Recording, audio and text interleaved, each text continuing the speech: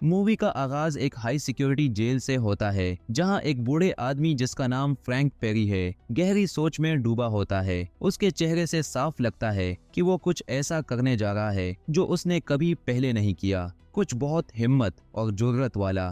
Frank धीरे धीरे बाहर निकलता है और जेल के सबसे बड़े गैंगस्टर रेजा के सेल की तरफ चलता है। दूसरी तरफ जेल के लॉन्ड्री रूम में 4 और कैदियों ने भाग जाने की तैयारी की होती है। इनमें शामिल हैं लेनी, जो 8 साल की सजा काट रहा है, वेव बटिस्टा जिसे 12 साल की सजा मिली है, एक मिडिल एज आदमी ब्रोडी जो उम्र भर की सजा काट रहा है, और एक जवान लड़का लेसी जिसे 7 साल की सजा है। ये लोग जल्दी जल्दी ड्रेन के आसपास जमीन खोदते हैं और एक ऐसी सुराख बनाते हैं जिसमें एक इंसान घुस सके। हर एक बंदा एक एक कर नीचे रखता है और रिजा जैसे गैंगस्टर से दूर रहता है। अब वो अपनी जिंदगी के आखिरी मोड़ पर है और जेल में उसके अपने कुछ दोस्त भी हैं। एक दिन दोपहर को फ्रैंक अपनी लॉन्ड्री ड्यूटी से वापस आता है। इसी दौरान बाकी कैदियों ने नए कैदियों को देखने के लिए जमात बना ली है। नए लोगों के जिस्म पर एंटी बैक्टीरियल टंकी है जो अच्छे दिखने वाले कैदियों पर तशद्दुद करना पसंद करता है। उसकी नजर एक नए कैदी पर लग जाती है, एक खूबसूरत लड़का जिसका नाम इवान लेसी है।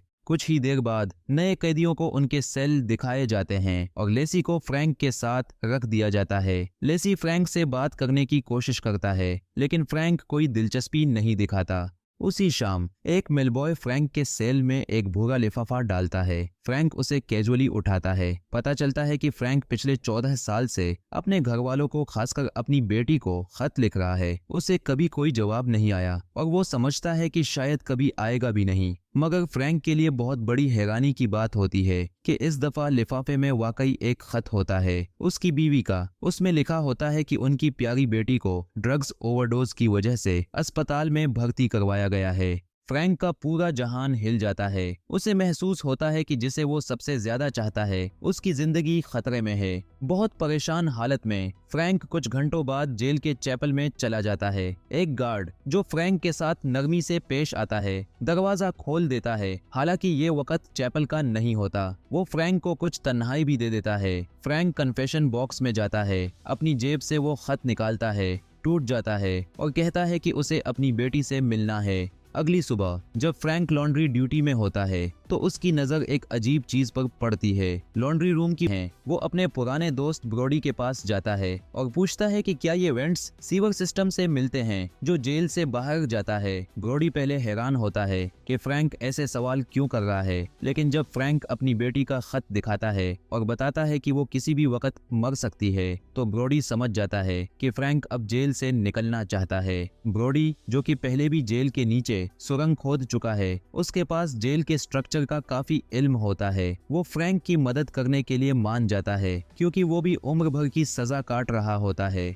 कुछ दिन बाद फ्रैंक एक और कैदी लेनी के पास जाता है। लेनी एक नोटोरियस चोर और एमेच्योर बॉक्सर होता है जो पहले पैरोल पर बाहर जाने वाला था, लेकिन फ्रैंक का पुराना सेलमेट उसकी चुगली कर देता है और उसका पैरोल कैंसिल हो जाता है। अब लेनी इंतकाम के लिए तरस रहा होता है। फ्रैंक इस मौका का फायदा उठाता है और उसे बताता है कि वो जेल तोड़कर भागने का प्लान बना रहा है। लेनी, जो टूल्स चलाने में माहिर है, इस मिशन के लिए बहुत काम का हो सकता है। शुरू में लेनी थोड़ा डाउटफुल होता है, लेकिन आखिर में वो प्लान के लिए हाँ कर देता है। कुछ देर बाद फ्रैंक कैंटीन में 2 और कैदियों के साथ एक मिला था और उसने कन्फेशन बूथ में कुछ अजीब देखा। उसकी दीवारें पतली लकड़ी की बनी हुई थीं और वो सीधा लॉन्ड्री रूम से कनेक्टेड था। अगर वो कन्फेशन बॉक्स तोड़ दें तो वो बिना पकड़े गए दूसरी तरफ पहुंच सकते हैं। जब वो लॉन्ड्री तक पहुंच जाएंगे तो वो एयर वेंट्स के जरिए नीचे गटर तक जा सकते हैं, लेकिन इसके लिए उन्हें स्टील प्लेट तोड़नी होगी जो एयर वेंट्स को कवर करती है।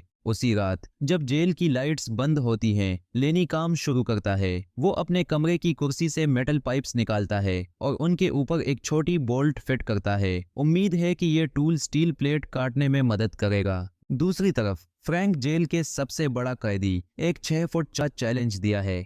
इसी दौरान हमें प्लान के बारे में और जानकारी मिलती है। लॉन्ड्री वेंट उन्हें समप के ऊपर ले जाएगा जहां से वो नीचे सीवर सिस्टम में जा सकते हैं। ड्रेनेज पाइप्स उन्हें पास के दरिया के नीचे ले जाएंगे और अगर वो ये क्रॉस कर लें तो सीधे एक ट्रेन स्टेशन के नीचे पहुंच जाएंगे। लेकिन उन्हें रश आवर शुरू होने से पहले रेलवे ट्रैक्स पार करने होंगे। ये ट्रैक्स 650 वोल्ट की बिजली ले जाते हैं और अगर वो देर से पहुंचे तो सब इलेक्ट्रोक्यूट हो जाएंगे। तीनों मिलकर फैसला करते हैं कि वो तैयारी तेज करेंगे और 3 दिन बाद भाग जाएंगे। उन्हें ये नहीं पता कि नशा करने वाला टोनी इन सब बातों को छुप कर देख रहा होता है। उसी रात तमाम कैदी कैंटीन में जमा होते हैं ताकि टूटन और लेनी की फाइट देख सकें। जायंट जाहिर है बहुत ताकतवर होता है और लेनी को जोर से पीट देता है, लेकिन लेनी एक जबरदस्त पंच मारकर उसके मुंह से डायमंड वाला दांत गिरा देता है। लेनी जल्दी से वो दांत उठा लेता है जबकि गार्ड्स फाइट को खत्म कर देते हैं।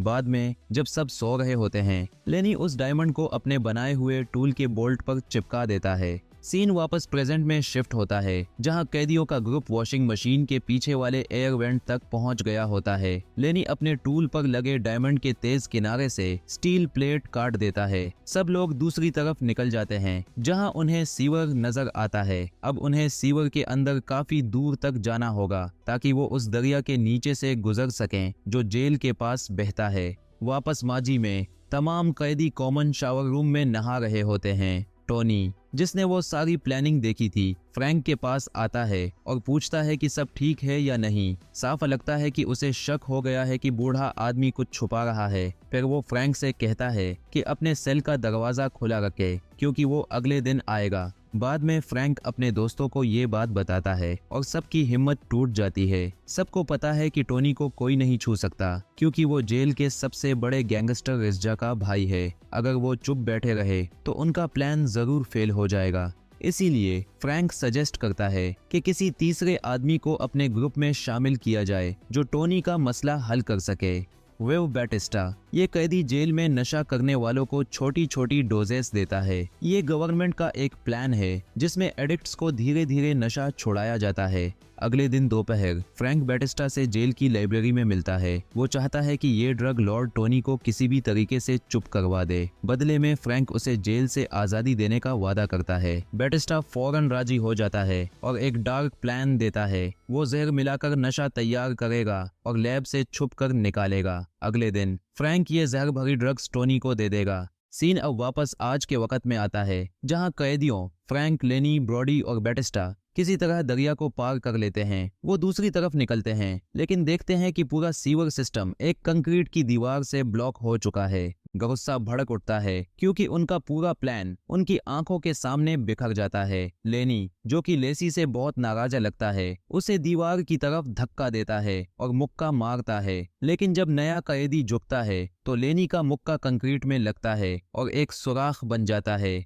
इससे ग्रुप को समझ आता है कि दीवार नई बनी है और वो फौरन इसे तोड़ना शुरू कर देते हैं। चंद मिनटों में वो एक बड़ा सुराख बनाते हैं जो एक शख्स के गुजरने के लिए काफी होता है। ब्रॉडी, जो कि सबसे ज्यादा तजुर्बा रखता है, फौरन उस सुराख में घुस जाता है। वो अपने हाथों से दीवार के उस पार मिट्टी खोदना शुरू करता है, लेकिन अचानक बुरा वक्त सामने आ जाता है। दीवार का एक हिस्सा गिर जाता है और ब्रॉडी नीचे दब जाता है। फ्रैंक फौरन हाथों से मिट्टी हटाकर अपने दोस्त तक पहुंचता है। ब्रॉडी होश में नहीं होता लेकिन उसकी सांस चल रही होती है। माजी में सुबह हो चुकी होती है और इसका मतलब होता है कि फ्रैंक को टोनी से मुलाकात करनी है। फ्रैंक के पास एक लॉकर में नशा होता है जिसमें जहर मिला होता है। उसका प्लान होता है कि टोनी को ये दे दे ताकि वो उसे सूंघे और बेहोश हो जाए। लेकिन बदकिस्मती से टोनी अकेला नहीं आता, वो एक अजीब से कैदी को साथ लाता है। टोनी वो जहर मिला नशा उस कैदी को दे देता है और खुद लेसी की तरफ देखने लगता है जो कि अपर बंक में सो रहा होता है।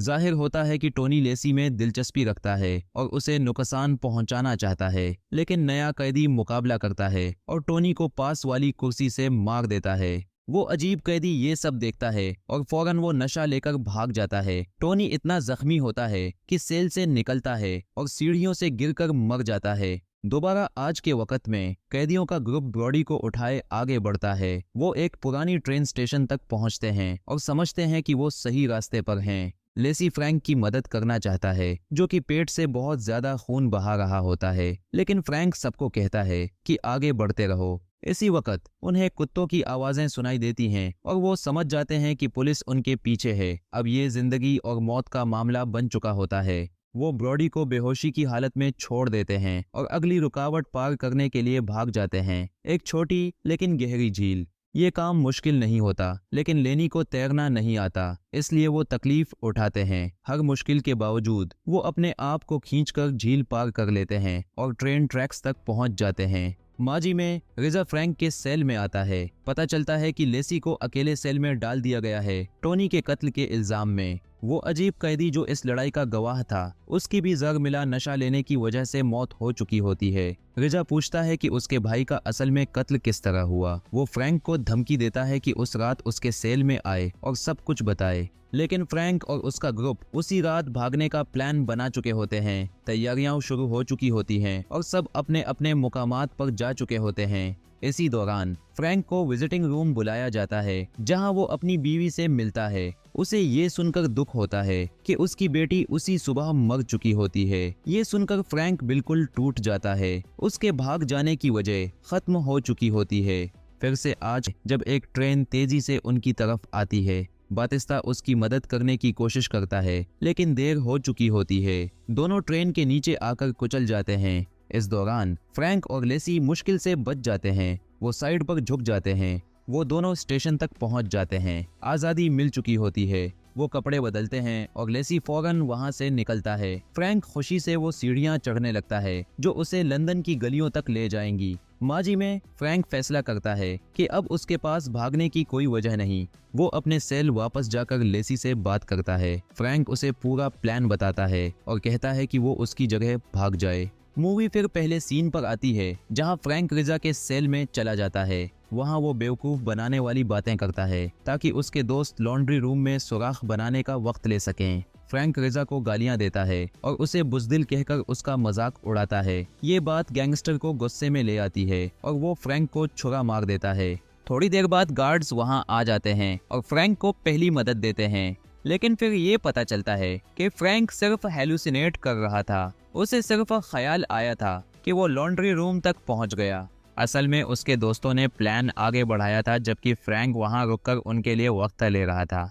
मूवी खत्म होती है जब फ्रैंक होश खो देता है और ख्वाब देखता है कि वो अपनी बेटी से लंदन की गलियों में मिल रहा है।